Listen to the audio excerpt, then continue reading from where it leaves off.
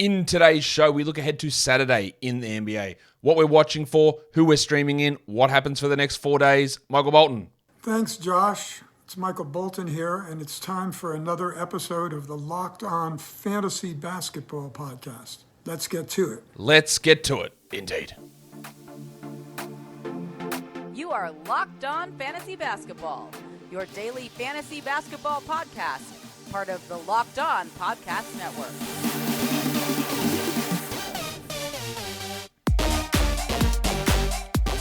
Hello and welcome to the Locked On Fantasy Basketball Podcast, brought to you by Basketball Monster. My name is Josh Lloyd and I am the lead fantasy analyst at basketballmonster.com. And you can find me on Twitter, as always, at redrock_bball, on TikTok at redrock_bball, and on Instagram at Locked On Fantasy Basketball. Thank you for making Locked On Fantasy Basketball your first listen every day. We are free and available on all platforms. We're looking ahead to Saturday in the NBA. We're looking to what we're going to do in stream. It's 6 games on. We're going to look at the next 4 days as well, heading out of this week into maybe your first week of the fantasy playoffs. So, Warnie. Let's get it on, Gilly. First game is a rematch. We saw this game yesterday, Toronto and Washington, and the Wizards got the better of Toronto. I wonder if Nicholas Nurse learnt any lessons in that game. That's what we want to see. At this point, what we know in terms of players who are out, Monte Morris is out with that back issue. Looks like he's going to be out for a while. That's going to be a common theme for this show. Monte Morris and his replacement. You probably saw the thumbnail. He's out. On the Toronto side, they're all good to go. So what are we watching for on Toronto? Well, number one is Jakob Poeltl. They got cooked. He played 10 minutes in the first half. He had 22 minutes in the second half. Is this the beginning of 36 minutes a night, Jakob Poeltl? I'm not going to hold my breath, but I don't know. For some reason, I just feel a little bit more confident that we're going to get big yak and big minutes. And that is bad for Gaz Trent, who stunk last game. Like, he couldn't have stunk anymore, really. If he is a 20-minute-a-night player, which I don't think he is, as I detailed on yesterday's recap show, the fact that we got these random minutes for Will Barton and Thad Young thrown in there, they can all go towards Trent. But I think his time of 34 minutes is cooked. There's no way Gary's getting that. He is moving definitely more into the Tim Hardaway three-point streaming zone versus a must-roster player. But how the minutes go between Trent here, what happens with Poeltl? Is he legitimately a top 20 guy rest of season? Or is he going to go back to playing those 29-minute, 28-minute nights? There is a lot to unpack there. And then for the Wizards, how many times have I told you about these guys' names? Daniel Gafford and Delon Wright. Daniel Gafford played 31 minutes last game with Kuzma, with Porzingis. Now, that is not a guarantee to happen every night, but it could happen again. Foul trouble is his biggest enemy? Absolutely. He's played 30 minutes in 3 straight games, 2 of those without Porzingis. He is locked in as a starter, I believe, for the rest of the season. And he should be locked onto fantasy teams. And, spoiler alert for the end of the show, the Wizards have one of the best schedules coming up as well. So just make sure Daniel Gafford is rostered. And the same for Delon Wright. He was amazing last time against Toronto. Now, the couple of starts before that, he hadn't really done that much. The steals hadn't been there, but you cannot leave him on the waiver wire. Again, schedule, unbelievably good. Role, there, 30 minutes a night. You know who's not taking his role? Kendrick Nunn or Jordan Goodwin. Delon's getting 30. And there'll be nights where he has 6 steals, there'll be nights where he has 6 points. But he is absolute, both of those guys, and I'm going to keep on saying it until they pass my thresholds, which sounds rude, but it's not, until they get past my threshold of 50% rostered numbers in category leagues or 60% in points leagues. They're going to be on here as streaming options for you until that changes. But now we really want to watch what happens, what their role is, and I really put them there again to highlight how important it is that Daniel Gafford and Delon Wright are rostered in fantasy leagues. Pistons, Cavs, this could be disastrous in terms of just a blowout. The Cavs are 11.5-point favorites. On the Cleveland side, last game they went real hard. They lent massively into the starters, and that meant that the bench guys got no minutes. 15 for Wade, 5 for Osman, 7 for Rubio. 16 for Okoro as a starter. But I'm not sure that playing Boston or playing Detroit is the same thing. So we'll have to see what ends up happening with those, without minutes there. On Detroit, we don't know whether Jalen Duren, the passport legend, Isaiah Stewart, the Flamin' Galah. Is that you, Mr. Stewart? Well, who the hell else do you think it'd be? Get in here, you pair of flaming galahs. Or Hannibal Lecter himself, Isaiah Livers, whether they're going to play. They're all listed as questionable, and they all have massive, massive implications on their rotation. Because there is a center there in Duren, there is a power forward in Stewart, and there's another power forward in Livers. And the two guys who have stepped up recently have been James Wiseman Sr. and Marvin Bagley IV. Both of those guys have got extra minutes. The other guy is Hamidou Diallo. With Livers and Stewart out, he's played a lot more and played well also. And if Stewart, Duran, and Livers play, then Diallo and Wiseman and Bagley they're not going to have the same opportunities, and they're not going to be 12-team league guys, would be my guess. But we don't know, which is unfortunate. For the Pistons, I do want to watch Jaden Ivey because he's playing better, but he seems like he's just going to play 31 minutes every night, and it's frustrating. And there's going to be nights where he goes 5 of 7 from the line or 4 of 10 from the field and have 2 assists and 3 rebounds, making him hard to look at as an absolute must-roster guy. But I think he probably should be added. There is a chance there is some improvement, but is Dwayne Casey ever going to just take the handbrake off and let him play 35? I don't think so.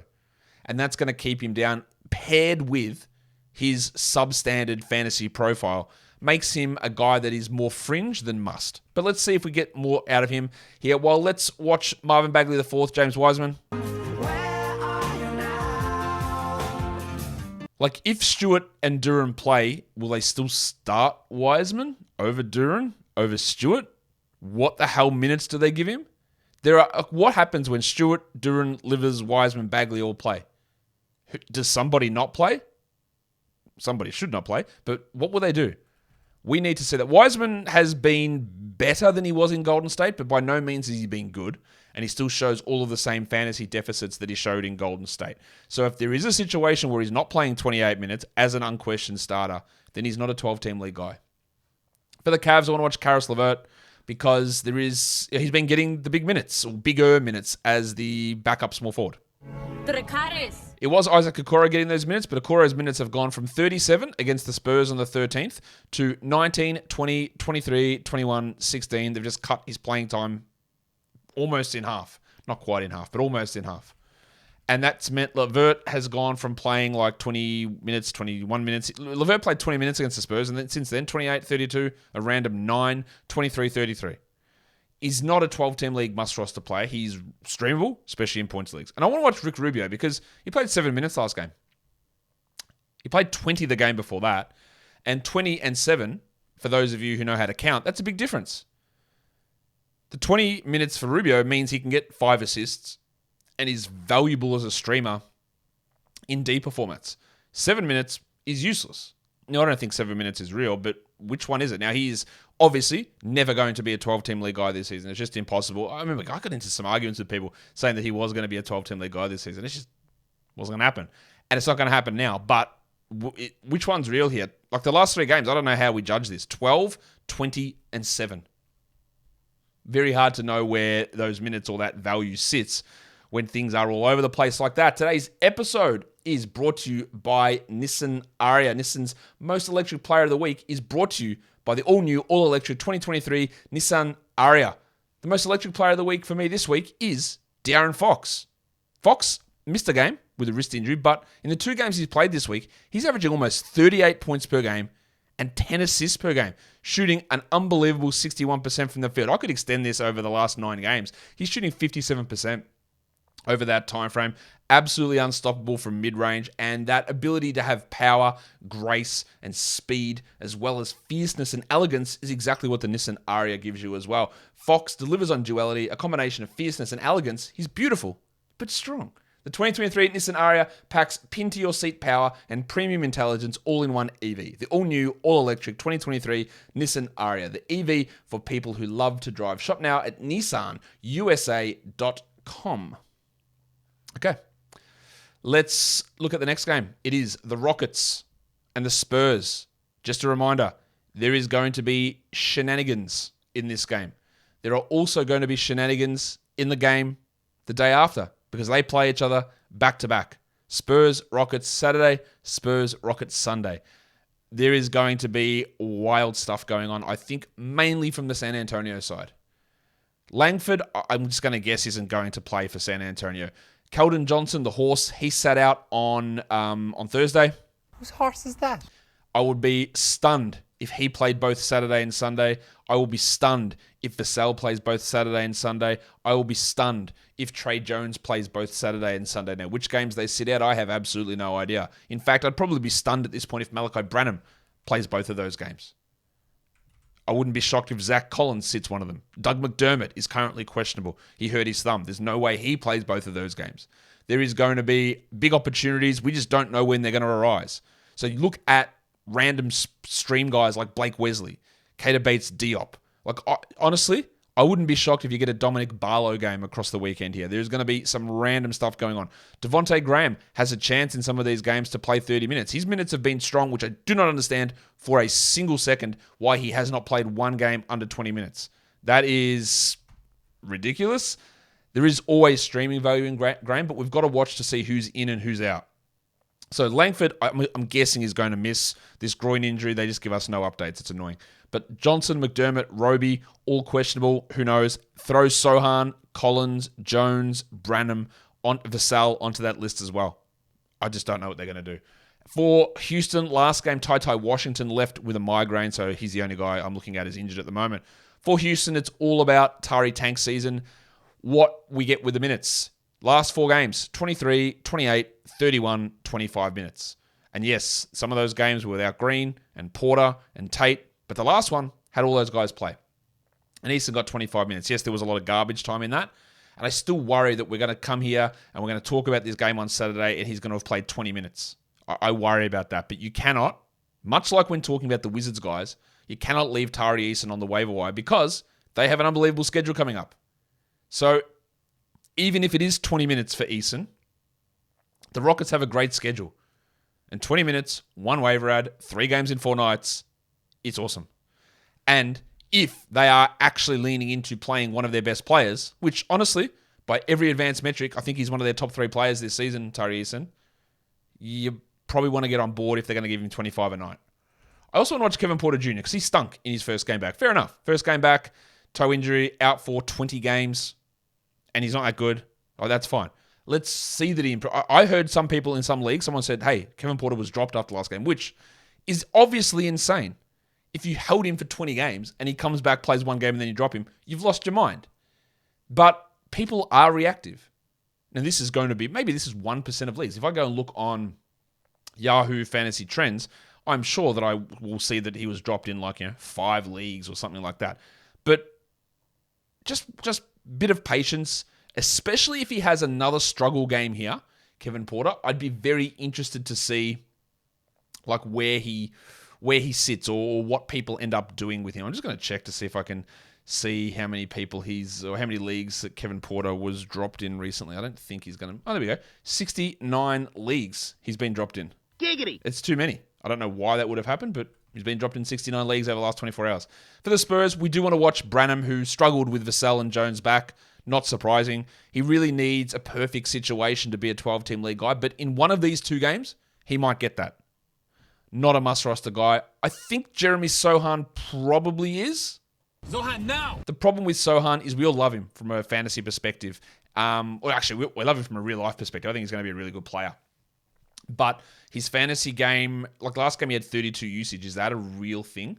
His lack of defensive stats, his iffy percentages make him a guy that is Julius Randle very, very light. And that is not going to work for everybody. So let's see what we get out of him. Can big usage maintain? Or is he going to sit there and have 13, 5, and 4 with no steals, no blocks on 42 and 62, which is a shit fantasy line. But you can get sometimes sucked in by the scoring, which is in double digits.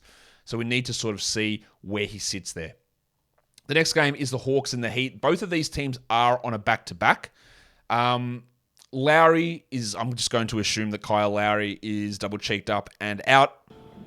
Double-cheeked up on a Thursday afternoon. Jovic will be out. Yurtseven will be out. The big question marks here. Atlanta, they're pretty clean. Trae Young is probable for Friday's game. He should be okay. Miami's big question mark is going to be the big fella himself, Jim Butler. Because he's my butler. Butler is questionable for Friday. I would say there is 0 chance with knee soreness, with a questionable status, that Butler plays in both of these games. So if Butler plays Friday, almost no way he plays Saturday. The other one is Caleb Martin, who's dealing with an ankle issue. He is questionable for Friday. Obviously, Butler and Martin's status impact Vincent, Love, Oladipo, Duncan Robinson, Hayward Highsmith, Max Strus. And then the other one to watch is Love. Will he play on the back-to-back? He played their Friday, Saturday back-to-back as soon as he signed, which was interesting to see.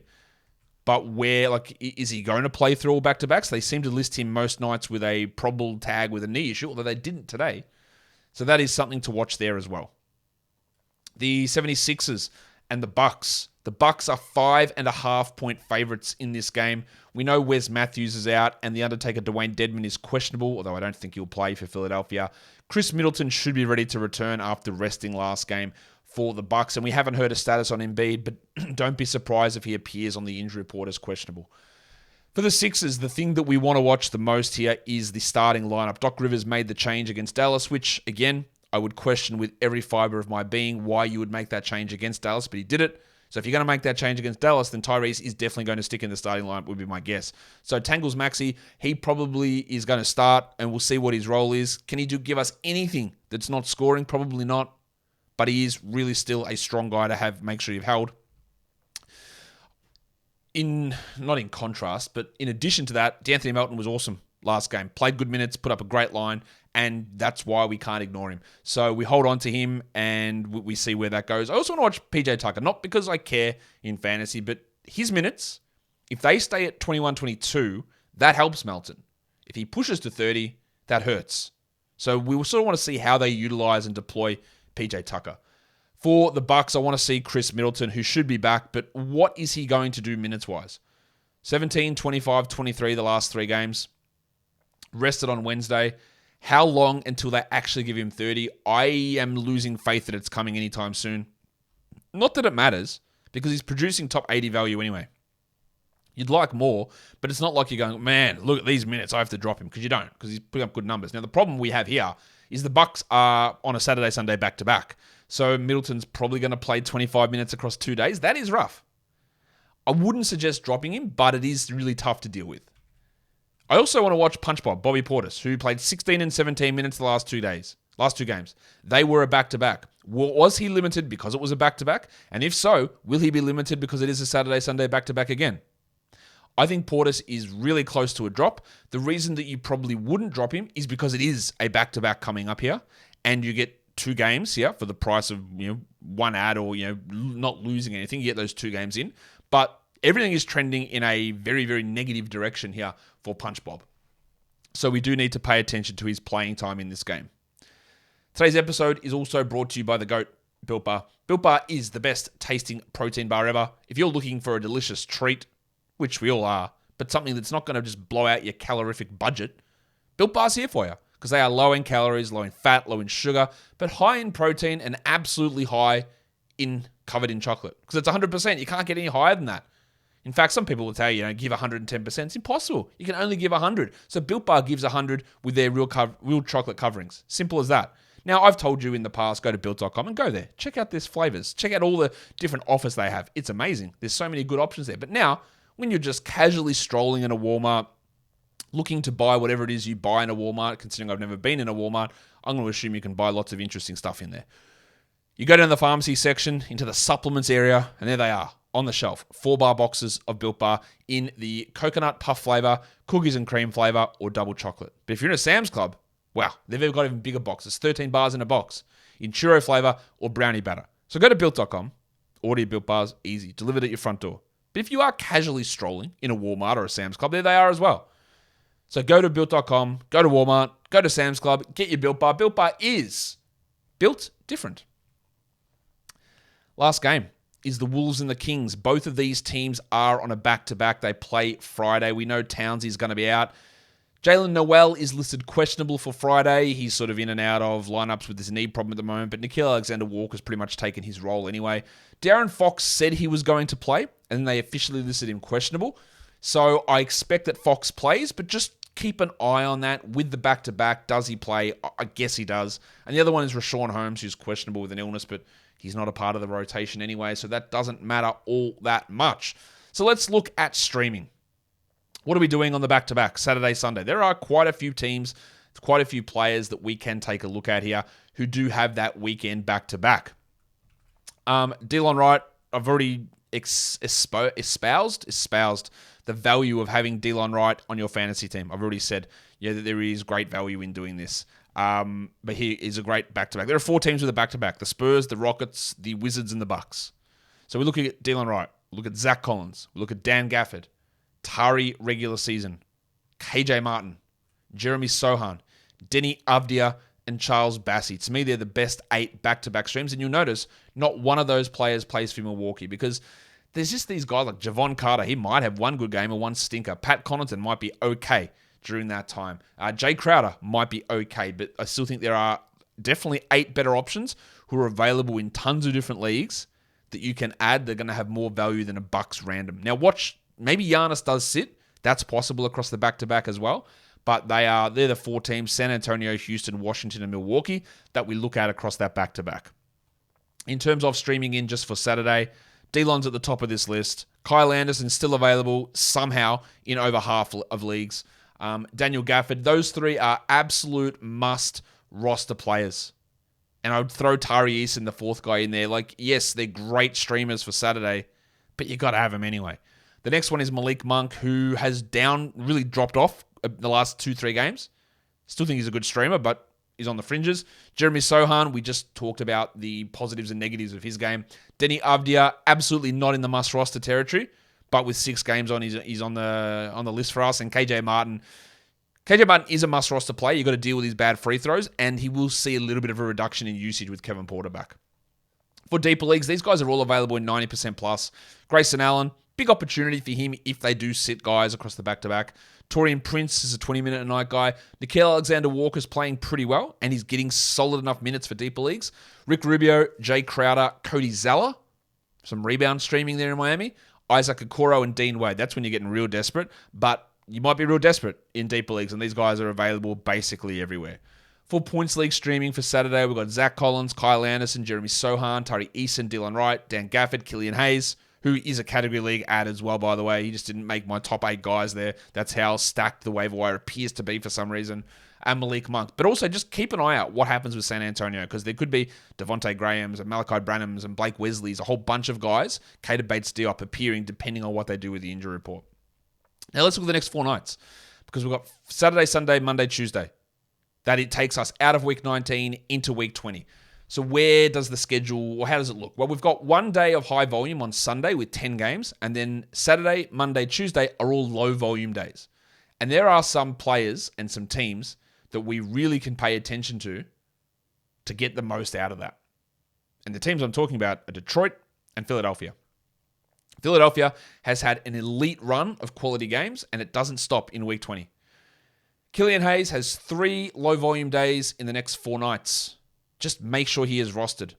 DeAnthony Melton, the same. 3 games in the next 4 nights, all on low volume days. Alec Burks, 3 games in the next 4 nights. And you can throw Bagley, Wiseman, Stewart. If those guys are available, now the Wiseman and Bagley ones are a little bit up in the air depending on what happens with the other players.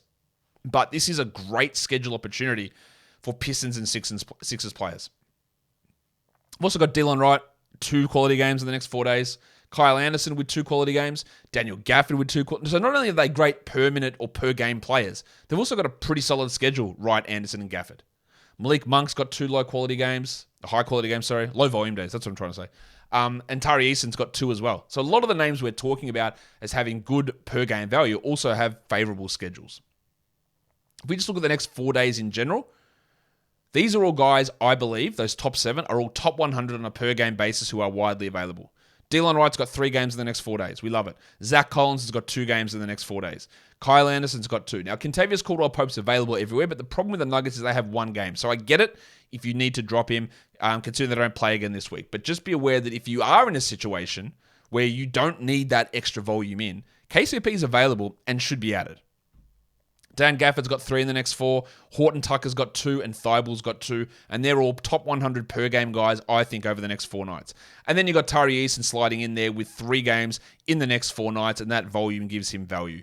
So if we have a look at the next 4 nights in general, there are 5 teams that play 3 games in 4 nights. The Rockets, the Sixers, the Wizards, the Bucks, and the Pistons play 3 games in 4 nights. The only 2 of those teams, though, that avoid the high volume Sunday are Philadelphia and Detroit.